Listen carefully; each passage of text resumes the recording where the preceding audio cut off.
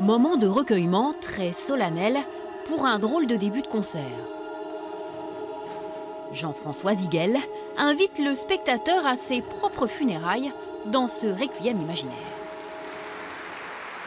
Quand j'étais petit, j'avais le fantasme d'assister à mes propres funérailles. J'en ai parlé autour de moi, il y a beaucoup de gens qui ont eu ce fantasme. Et surtout, c'était l'occasion d'inventer à ma manière une belle cérémonie émouvante, fervente, qui combine mes propres compositions, mes improvisations au piano et les plus belles pages du répertoire de la musique sacrée.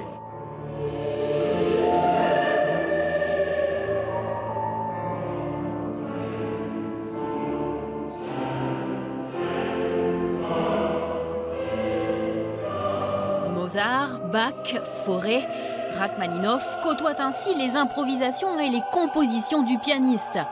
Aux côtés de Jean-François Ziguel, l'un des plus grands chœurs actuels, le chœur Spirito, dirigé par Nicole Corti. C'est un des moyens de rendre le concert comme étant une réalité mouvante, c'est-à-dire que jamais aucun concert ne ressemble à un autre concert.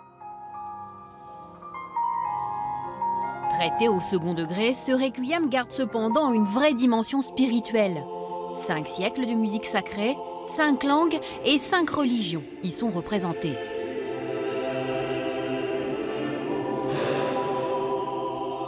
À la fin, malgré une sonorisation parfois un peu forte, le public est conquis.